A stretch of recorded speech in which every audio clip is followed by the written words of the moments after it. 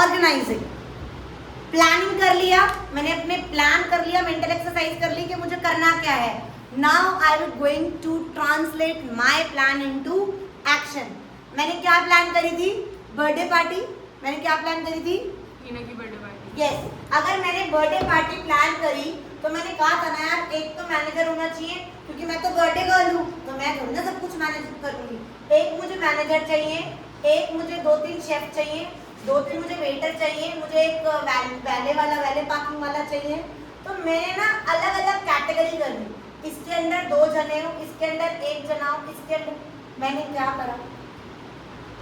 मैंने अपने प्लान को एक्शन में ट्रांसलेट कर दिया।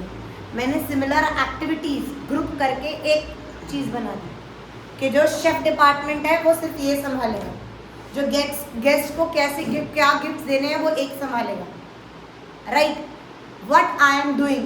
ऑर्गेनाइज करते हैं ना हम, कबर्ड भी ऑर्गेनाइज करते हैं कि हाँ सिर्फ मेरे घर के कपड़े, बाहर आने जाने के कपड़े, रेगुलर नोटबुक्स, ये समटाइम्स वाली ओलंपियाड वाली बुक्स, एग्जाम टाइम वाली बुक्स, हमने ऑर्गेनाइज करते हैं किसी चीज को। ऑर्गेनाइज का मतलब क्या होता है? Process of defining and grouping the activities. मैं सिमिलर नेचर की एक्टिविटीज को क्या कर देती हूँ? ग्रुप कर देती हूँ। आई वांट टू आइडेंटिफाई कि मेरे पास इतनी एक्टिविटीज हैं और उन सिमिलर एक्टिविटीज को ग्रुप कर दूंगी। और क्या करूंगी? बता दूंगी। क्या बताऊंगी? कौन किसके ऊपर है और कौन किसके नीचे है। अथॉरिटी रिलेशनशिप, वरना सब अपने आप को क्या समझने, ये भी अपने आप को बॉस समझेगा, ये भी अपने आप को बॉस समझेगा, ये भी सारे ही समझेंगे। मैं हायरार्की बता दूंगी, तू उसका सुपीरियर है, तू उसका सबऑर्डिनेट। तो ये पता चल जाएगा ना किसको, कौन किसको रिपोर्ट करेगा। मैंने क्या करा है? ऑर्गेनाइज। मैंने क्या करा है? Organise. Organising means translating plan into action. Organising means I will going to define and group the activities of the enterprise and establish the authority relationship. Who has to report to whom? कौन किसको report करेगा, उनके बीच का relationship. कौन superior है, कौन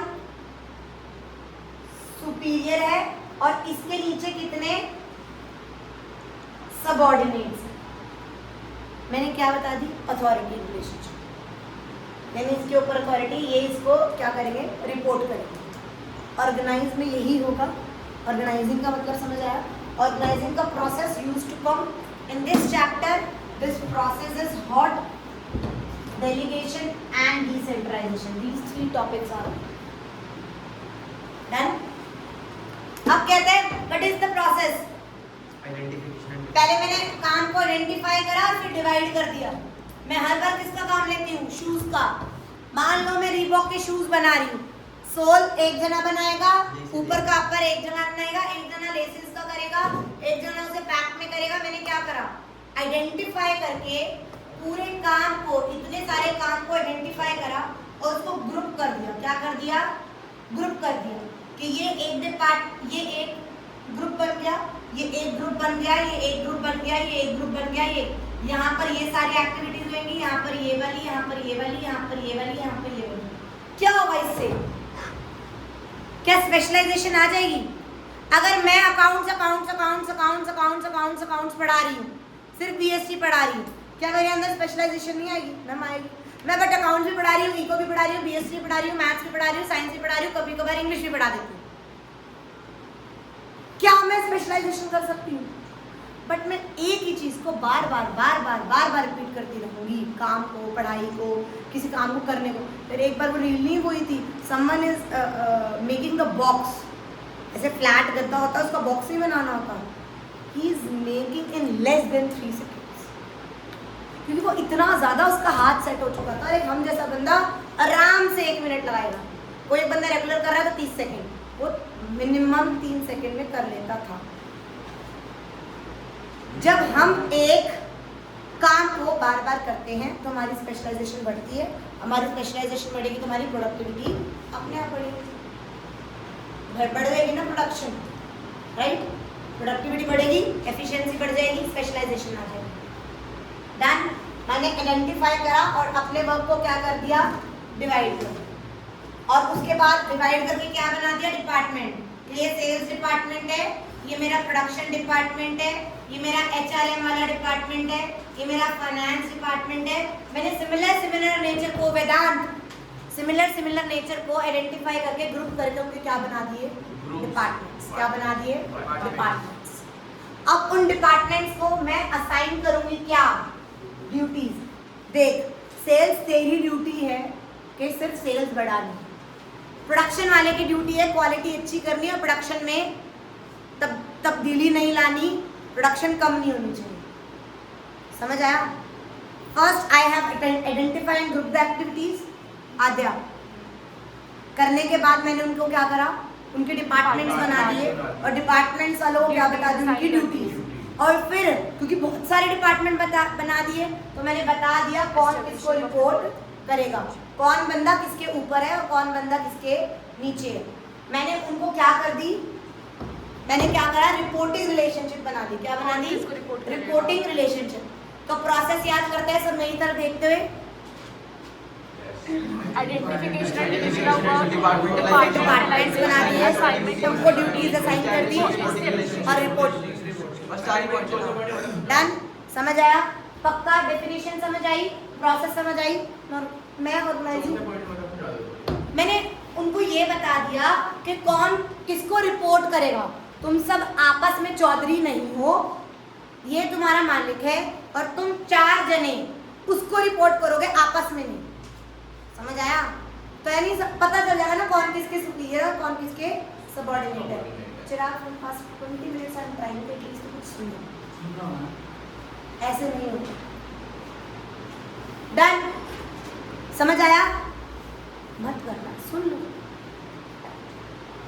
now the next one is what is the importance of organising. मैं organise करूँ क्यों? एक बात बताओ, सब मेस्ड अप है अलमीरा में, तुझे एक ड्रेस ढूंढनी हो, एक ड्रेस ढूंढनी हो और तूने दरवाजा खोला और तू 50 चीज निकाल दी, तू इरिटेट होगी नहीं होगी?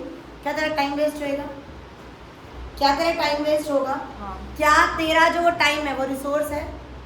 अगर एक ही बंदा, एक तेरा एम्प्लॉय को तू कहे जा फाइल ले आ, उसका 2 घंटे तो फाइल उस पूरे रूम में फाइल ढूंढने में चला गया, क्या उसका टाइम वेस्ट होगा? होगा ना? क्या उस बंदे का फुल यूटिलाइजेशन ऑफ रिसोर्सेज हो चुका? क्या बंदे ने, ऑर्गेनाइजेशन ने, कंपनी ने उस एम्प्लॉय को सही इस्तेमाल कर सके? नहीं। वो कह रहा है अगर हम ऑर्गेनाइजिंग करेंगे तो हमें क्या बेनिफिट मिलते हैं? मैम, अगर हम ऑर्गेनाइजेशन करेंगे तो हमें स्पेशलाइजेशन मिलती है, क्योंकि हमारा काम स्पेशलाइज्ड है। हम ऑर्गेनाइजर तो सबको, मेरा काम ही सिर्फ लेसेस डालना है, मेरा काम ही सिर्फ बॉक्स बनाना है, मेरा काम ही सिर्फ मेल डालना है, मैं प्रो हो जाऊंगी। और अगर मैं स्पेशलाइजेशन हो जाएगी तो क्या उसके बेनिफिट्स नहीं मिलेंगे? क्या उसके बेनिफिट्स नहीं मिलेंगे?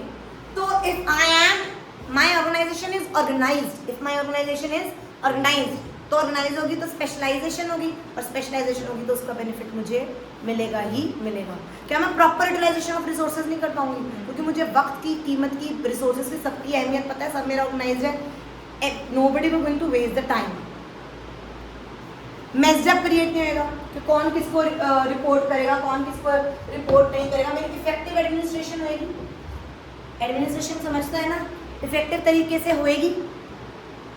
फाइल्स अपनी जगह पर है, कौन किसको रिपोर्ट कर रहे हैं पता है, सब कुछ ऑर्गेनाइज्ड है मेरे, सब कुछ क्या है? तो क्या मेरी एडमिनिस्ट्रेशन अच्छे से करने की?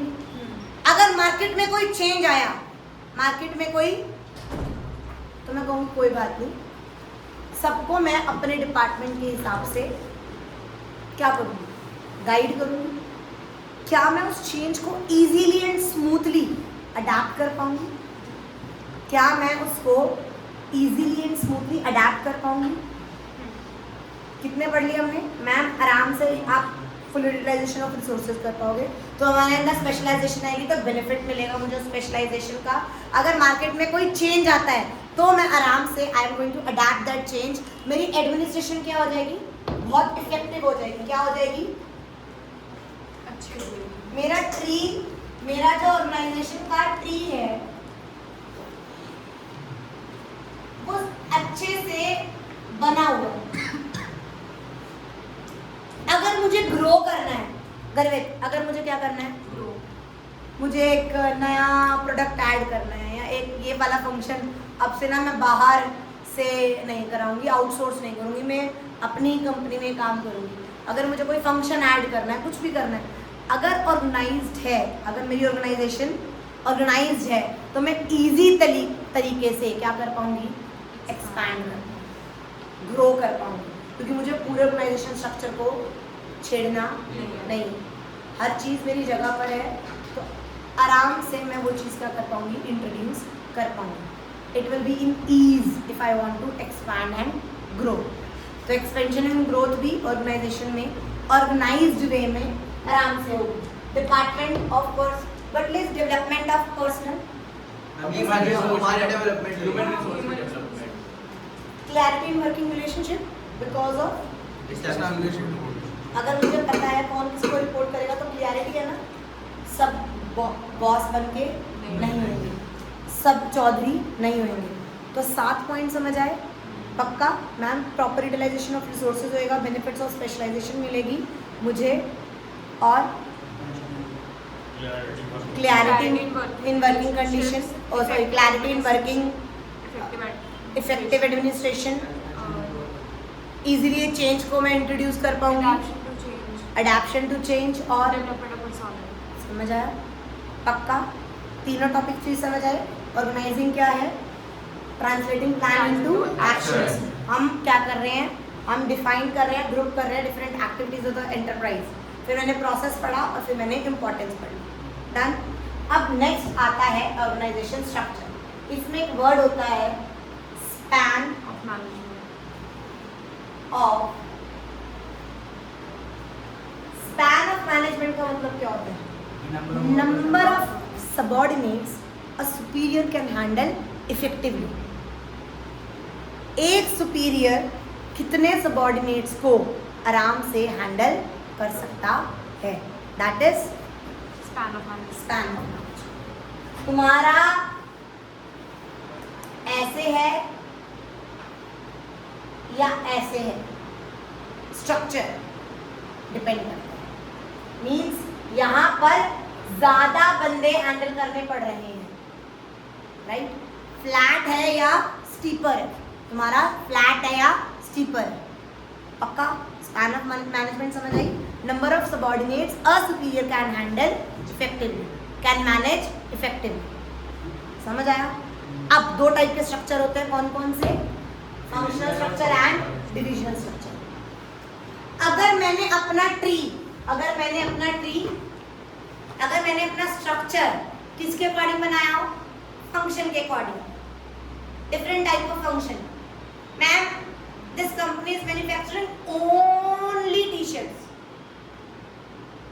तो कहेगा यार मेरा सिर्फ टी शर्ट का काम है और ट्रेडिंग कर रहा हूं, तो मुझे कोई मैन्युफैक्चरिंग नहीं करनी, मुझे सिर्फ परचेज करनी है। Purchase department, sales department, finance department and marketing department, मेरे यहाँ पर सिर्फ 4 ही फंक्शन है और इसमें मेरा गुजारा चल रहा है। तो मैंने मेरी एक छोटी सी फर्म होगी और इसमें बहुत सारे प्रोडक्ट्स नहीं हैं या बहुत सारे एरिया में मैं नहीं वर्क कर, मैंने यहाँ पर डिपार्टमेंट्स कैसे बनाए, departments are created as per their different function, as per their different function, समझ आया पक्का। बट डिविजनल स्ट्रक्चर में एज पर एरिया, रीजन और टेरिटरी, क्या मैंने या प्रोडक्ट, यहां पर मैं ट्री बना रही हूं, लैविश करके मेरी कंपनी है और 3 उसके वो हैं, एक सिर्फ नॉर्थ इंडिया हैंडल करता है, एक साउथ इंडिया और एक वेस्ट इंडिया। डिविजन यहाँ पर डिवाइड फंक्शन के अकॉर्डिंग नहीं हो रही, they are making departments as per their area, as per the region, as per the products, as per the territory, समझ आया। नाउ इसके अंदर अब नॉर्थ इंडिया है, नॉर्थ इंडिया का अपना सेल्स डिपार्टमेंट है, अपना परचेज डिपार्टमेंट है, अपना फाइनेंस डिपार्टमेंट है, अपना मार्केटिंग। यहाँ पर साउथ इंडिया का अपना सेल्स है, अपना प्रोडक्शन है, इन सबके अपने अपने हैं। यार क्या इसमें डुप्लीकेशन नहीं होगी? डुप्लीकेशन होगी ना? सबके अपने अपने सेल्स डिपार्टमेंट है, कितना डुप्लीकेशन होगा? कॉस्टली भी पड़ेगा। समझ आया? पहले समझो, फंक्शंस में मैंने एज पर फंक्शन डिपार्टमेंट्स क्या करे, एज पर फंक्शन डिपार्टमेंट बनाए, लेकिन यहाँ पर मैंने एज पर रीजन्स वगैरह, रीजन, टेरिटरी, डिवीजन उसके अकॉर्डिंग हाँ डिवाइड ऐसे। फिर उसके बाद तो मुझे सेल्स डिपार्टमेंट बनाना पड़ेगा ना। जब काम बड़ा हो जाता है, जब लाइनें बढ़ जाती है, तो ये सब करना पड़ता तो है। फंक्शनल इंपॉर्टेंट होता है बनाना, मतलब एक्सपैंड होता है। हाँ, तब तो एक्सपेंशन करोगे तो तुम्हें डिविजनल में भी शिफ्ट होना पड़ सकता है। इतनी बात समझ आई? इन दोनों डिपार्टमेंट्स के कुछ पॉजिटिव्स हैं और कुछ negatives. Take out your notes, take out your notes. अब वो क्या कह रहा है? फंक्शन डिपार्टमेंट निकालो। आपके नोट्स में पेज नंबर 48 फंक्शन डिपार्टमेंट पढ़ो। वो क्या कह रहा है? Organisation departments are created on the basis of different function. देखा? लेकिन अगर मैं फंक्शन में करूंगी तो क्या क्या पॉजिटिव आएगा? क्या मेरा स्पेशलाइजेशन आएगी? क्यों नहीं आएगी भाई? सेल्स वाले सिर्फ सेल्स में प्रो होंगे, स्पेशलाइजेशन क्यों नहीं आएंगी? देखो ना, स्पेशलाइजेशन आएगी, मैम आएगी, क्योंकि एक ही बंदा एक ही रिपीट परफॉर्मेंस कर रहा है तो उसके अंदर स्पेशलाइजेशन आएगी। कंट्रोल और कोऑर्डिनेशन रहेगा। कंट्रोल और कोऑर्डिनेशन क्यों रहेगा? क्योंकि एक ही बंदा देख रहा है ना। ये बंदा जो बैठा होगा मैनेजर, जो ये मैनेजर कर रहा है परचेज को, सेल्स को, फाइनेंस को, मार्केटिंग को, ये कंट्रोल कोऑर्डिनेशन पूरा रखेगा, इससे इफेक्टिवनेस पूरी आएगी, ये पूरा आंसरेबल रहेगा। यार ऑर्गेनाइजेशन में सबसे बड़ा नेगेटिव है, इधर देखो, यहाँ ये भी मान लो कंपनी का नाम लेविश है, इसका भी लेविश है, यहाँ पर लेविश प्रॉफिट आया, लॉस आया, इनकी गर्दन पकड़ेगा कि तुम्हारा कसूर है।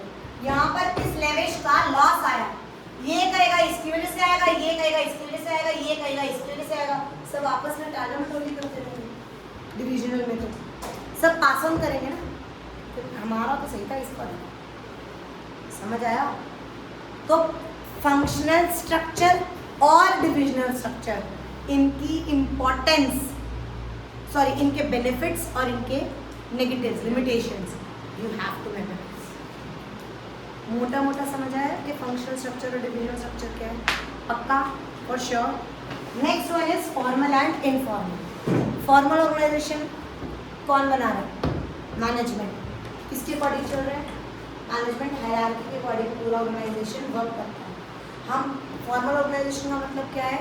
यहाँ पर सारे टास्क, सारे चीज़, फॉर्मल ऑर्गेनाइजेशन बनती क्यों है? So that I can achieve my objective, goal. जो मेरा ऑर्गेनाइजेशन का ऑब्जेक्टिव है, जो मेरा ऑर्गेनाइजेशन का गोल है, वो मैं अचीव कर सकूं, इसलिए मैं ऑर्गेनाइजेशन स्ट्रक्चर में फॉर्मल है। वो गोल इनफॉर्मल अचीव नहीं कर पाती? नहीं, इनफॉर्मल नहीं कर पाती। इनफॉर्मल तो जब वो वाले र्यूमर्स कुछ ऐसे इन्फॉर्मेशन पहुंचानी होते हैं तो उस स्ट्रक्चर का करते हैं। मुझे पता है ये जो बंदा बैठा है ना मेरे कैबिन में, ये ना सबसे बना के रखता है, इसका स्ट्रक्चर अलग ही चलता है।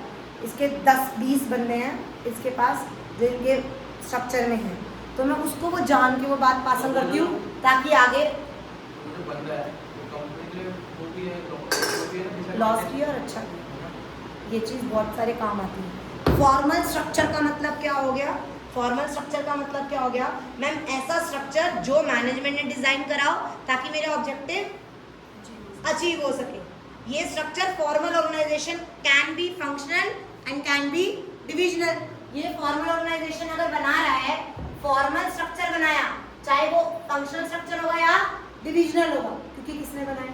Top management. और इसका काम ही क्या है? To achieve the objectives. समझ आया? इसका काम ही क्या है कि मेरा ऑब्जेक्टिव होगा। इनका सारा एम्फेसिस किस पे रहता है? काम पर। इनका सारा एम्फेसिस किस पे रहता है? काम पर। टॉप मैनेजमेंट में बताया, पूरा रूल्स रेगुलेशन के बताया, इनका सारा फोकस किस पे है कि हमारा ऑर्गेनाइजेशन काम हो। बट इसका फोकस इनफॉर्मल का किसके लिए? Social. अपनी खुद की सेटिस्फेक्शन के लिए, सोशल नीड्स के लिए। इनका कोई मतलब नहीं ऑर्गेनाइजेशन ऑब्जेक्टिव पूरा हो या ना हो। But informal organisation sometimes company को बहुत हानिकारक होती है। क्यों? डिसएडवांटेजेस क्या है? डिसएडवांटेज फिर रूमर्स फैलते हैं मैम, सोशल नीड्स के चक्कर में सोशल नीड्स तो इनकी हो जाती है, बट कभी कभी ये सब मिलके इनफॉर्मल स्ट्रक्चर मिलके सारे एक साथ हो जाएंगे, हम बिल्कुल भी सैटरडे वर्किंग होने नहीं देंगे। इतना स्ट्रांग हो जाते हैं कि वो चेंज को एक्सेप्ट करने नहीं देते। Sometimes informal organization is so dominating for the company कि वो change को accept करने नहीं देते। तो यहाँ पर नेगेटिव में लिख सकते हो rumours resist the change in the company, लिखो ना, रूमर्स फैलाते हैं, सिर्फ रूमर्स वर्ड लिख लो, resist the change in the company लिख लो। एंड ऑल्सो यहाँ पर बहुत सारे it pressure members to conform, मतलब वो ग्रुप की एक्सपेक्टेशन को भी क्या करते हैं, बढ़ा देते हैं। तो सबका है, सब चलेंगे इनफॉर्मल। समझ आया पक्का? फॉर्मल ऑर्गेनाइजेशन और इनफॉर्मल समझ आया कि फॉर्मल टॉप मैनेजमेंट बता रही है, इनफॉर्मल कोई टॉप मैनेजमेंट नहीं बना रही, अपने आप उनकी सोशल नीड्स की सेटिस्फाई करने के लिए वो बन जाता है। In this chapter, two most important topic is delegation and decentralization. सबसे बड़ा फर्क बताओ डेलीगेशन और डिसेंट्रलाइजेशन में क्या होता है? डेलीगेट मतलब करना आपको क्या बोलते हैं? डेलीगेशन में सारी पावर सुपीरियर होता है, वो अपना वर्क सबऑर्डिनेट को ट्रांसफर करता है। इमीडिएट वर्ड, इसमें क्या वर्ड यूज करेंगे? इमीडिएट। When superior transfer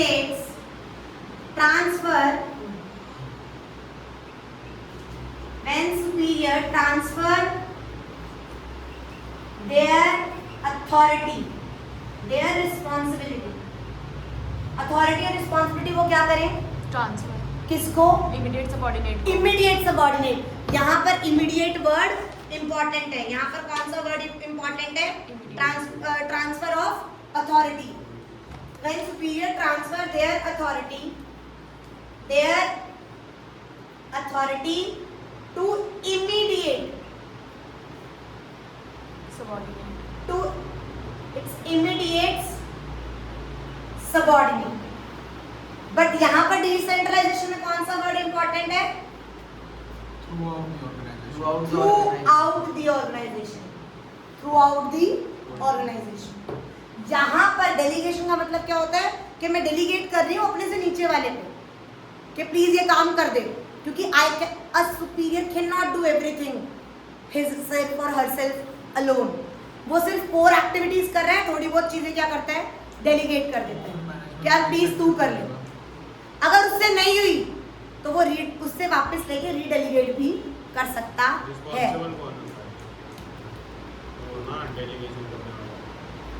यहाँ पर जिसने पॉइंट पूछा रिस्पॉन्सिबल, आंसरेबल, सुपीरियर ही मतलब होगा, ये नहीं होएगा। बट डिसेंट्रलाइजेशन में तो तू ही होगा, डिसेंट्रलाइजेशन में तो तू ही होगा, क्योंकि काम ही दे रहा था तेरे को शुरू से ही पूरी ऑर्गेनाइजेशन में। वेदांत, पूरी ऑर्गेनाइजेशन में थ्रू आउट द ऑर्गेनाइजेशन बढ़ गई ना। डिसेंट्रलाइजेशन में काम पकड़ा देते हैं पूरा। हाँ, decentralise, a company can be centralised और डिसेंट्रलाइज्ड। सेंट्रलाइज मतलब सारे काम इस इंस्टीट्यूट के मैं करूँगी। अगर पंखा खराब हो गया तो मैकेनिक मैं बुलाऊंगी, अगर एसी खरीदना है तो मैं ही खरीद के लाऊंगी, अगर डेस्क को ऑर्डर करना है तो मैं करूंगी, नोट्स को प्रिंट कराना है तो मैं करूंगी। Everything I am doing. किसी के पास कोई अथॉरिटी नहीं है। That my organisation is centralised. But decentralised means मैंने क्या कर दी? I transfer of authority throughout the organisation. कि मैंने कह दिया मुस्कान मैम आपको मेरे से पूछने की जरूरत नहीं है, you take it your decision. Komal ma'am ऐसा है, मेन काम मैं और कोमल मैम मिलके कर देंगे, आप लोग अपना काम, ये तुम्हारी ही काम है, तुम्हें ही करना है। नहीं समझ आया? डिसेंट्रलाइजेशन में मैंने थ्रू आउट द ऑर्गेनाइजेशन अपनी ट्रांसफर कर दी, बट यहाँ पर मैंने इमीडिएट कर दी। यहाँ पर इसके 3 प्रिंसिपल्स। डेलीगेशन में दो और निकाल लो, एक प्रिंसिपल और एक एलिमेंट्स। तीन एलिमेंट्स होते हैं, अथॉरिटी, रिस्पॉन्सिबिलिटी एंड अकाउंटेबिलिटी, और प्रिंसिपल तीन होते हैं, और मैंने तीनों डिस्कस करे। कौन कौन से? अभी बताया ना, अभी मैंने डिस्कस करा ना तीनों के। अथॉरिटी और रिस्पॉन्सिबिलिटी इक्वल होनी चाहिए। अथॉरिटी एंड रिस्पॉन्सिबिलिटी इक्वल होनी चाहिए, और डज नॉट मीन्स एब्डिकेशन। अभी इसने पूछा था ना, क्या मैम आंसरेबल कौन होएगा? Delegation does not means abdication, means the only superior going to answerable the accountable for that work. और जो अथॉरिटी और थर्ड होता है कि अगर किसने काम नहीं करा तो मैं इसे वापस लेके क्या कर सकती हूँ? डेलीगेट कर सकते किसी और को डेलीगेट कर सकती हूँ। These are the three principle. First principle that in delegation the authority and responsibility must be equal. In इधर देखो, हैं। अगर अथॉरिटी ज्यादा होगी और रिस्पॉन्सिबिलिटी कम होगी तो क्या करेगा वो? अगर यहाँ पर रिस्पॉन्सिबिलिटी ज्यादा होगी और रिस्पॉन्सिबिलिटी ज्यादा होगी, अथॉरिटी कम हो जाए तो क्या हो जाएगा? इफेक्टिव। इनइफेक्टिव। इसलिए authority should equal to responsibility, should go hand in hand, hand in hand. समझ आया? पहला प्रिंसिपल। दूसरा, delegation does not mean abdication, and if it is then they can taken back and redelegate it to the another subordinate. और तीन elements कौन से हैं? Authority, responsibility, accountability. समझ आया? अब आता है डेलीगेशन की इंपॉर्टेंस क्या है। What is the importance of delegation? Can I do everything? अगर मैं सामने वाले को पास ऑन करूंगी तो क्या उसको मोटिवेशन नहीं मिलेगा? क्या उसकी डेवलपमेंट नहीं मिलेगी? उसको मिलेगा ना कि देख मेरे ऊपर विश्वास रखा, मेरे ऊपर बॉस ने विश्वास करा, तो इसीलिए सर ने मेरे को दिया। तो if I am doing delegation, मेरे को क्या मिलेगी? मुझे क्या मिलेगी? मोटिवेशन और मेरी क्या होगी? डेवलपमेंट। और क्या अगर मैं करूंगी तो मेरी मैनेजमेंट इफेक्टिव नहीं होगी? सब अपना अपना काम कर रहे हैं, मैंने कोर काम कर लिया, मेन काम कर लिया, सामने वाले को डेलीगेट करा, उसको मोटिवेशन भी मिली, उसकी भी डेवलपमेंट हो जाएगी, मेरा मैनेजमेंट भी इफेक्टिवली मैनेज हो जाएगा, मेरी पूरा बिजनेस भी अच्छे से इफेक्टिवली मैनेज हो जाएगा। और तो और मैं उसको डेलीगेशन करके इसको सिखा ही नहीं।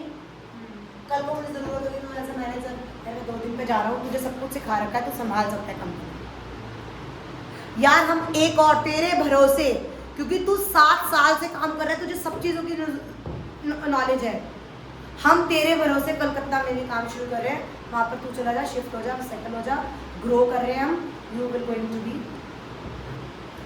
Manager. If I am delegating my work to my employees, मेरी कंपनी की भी ग्रोथ होगी। मेरी कंपनी में क्या होगी?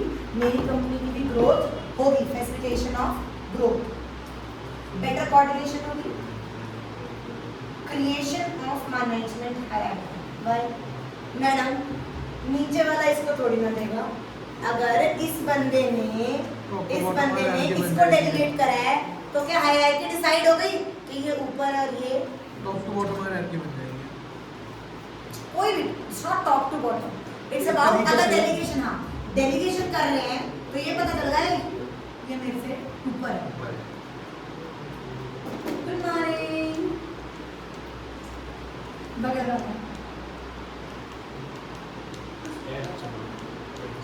नाउ समझ आया?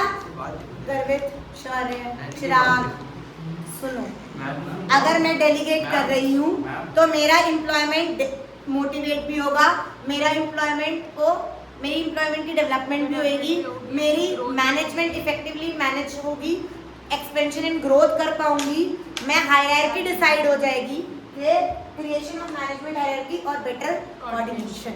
अब बच्चे क्या करते हैं?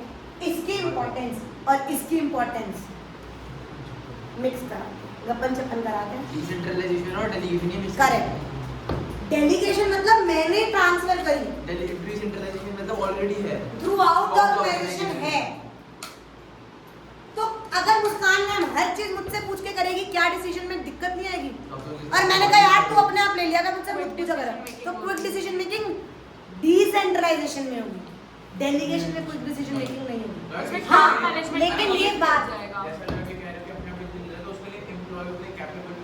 हाँ ना, तो फिर तभी तो हर चीज, अगर वो मेरे से ये भी पूछ रही है मैं ये ले आऊं, ये ले, इतनी कैपेबल है भाई तू आप तो अपने आप ले। आप तो सर पे हथौड़ी मारते थे। समझ आया? समझ आया? अगर डिसेंट्रलाइजेशन होगी, तो वो कह रहे हैं यार क्विक डिसीजन मेकिंग होगा, मेरे को टॉप मैनेजमेंट को रिलीफ मिलेगा, मेरे को वो बार बार डिस्टर्ब नहीं कर रही, मुझे सिर्फ पढ़ाने के नए तरीके करने, मैंने उसे दे दिया, वो अपने आप टाइप कर सकती है, मैं कौन सा फॉन्ट यूज करूं, कितना पेजेस प्रिंट करूं। अगर ये सब मुझे चीजें मिलेंगी तो मैं इरिटेट रहनी शुरू हो जाऊंगी। टॉप मैनेजमेंट जितना रिलीफ होगा, क्योंकि उसके सबऑर्डिनेट्स को वो काम ऑलरेडी अलॉटेड है, तो रिलीफ टू टॉप मैनेजमेंट और क्विक डिसीजन मेकिंग किस में है? डिसेंट्रलाइजेशन। बट मैम ग्रोथ तो यहाँ पे भी होगी, ग्रोथ तो यहाँ पे भी यहाँ पे बंदों को मोटिवेशन और डेवलपमेंट मिलेगी, तो हम यहाँ पे क्या करेंगे? Develop managerial talents for the future कि आगे जाके हेल्प करेंगे। और develops initiative among subordinates. Subordinate को पता है कि मुझे पूछने की जरूरत, नहीं है। तो वो अपने आप को चाहेगा ना, तो उसका कदम उठेगा कि देखो मैम मैंने आपसे बिना पूछने इतना अच्छा यही करा, हाँ डन। बट सामने जब मुझे हर चीज के लिए पूछना पड़े, करना पड़े, तो कोई फायदा नहीं। यहाँ पर डिसेंट्रलाइजेशन, जब हम पूरी authority throughout the organisation क्या कर रहे हैं? पास ऑन कर रहे हैं, तो मैं कुछ डिसीजन ले पाऊंगी, टॉप मैनेजमेंट को रिलीफ मिलेगा, टॉप मैनेजमेंट को रिलीफ मिलेगा, उसको बार बार नहीं किसी को जवाब देना। ग्रोथ होगी। ग्रोथ तो दोनों में होगी। यहाँ पर मैं फ्यूचर के लिए एक मैनेजरल टैलेंट वो कर रही हूँ, और यहाँ पर सामने वाला सबऑर्डिनेट्स इनिशिएटिव लेके कुछ भी डिसीजन ले सकता है। Delegation and decentralisation both are different and the chapter is break. पहुंचे बंद।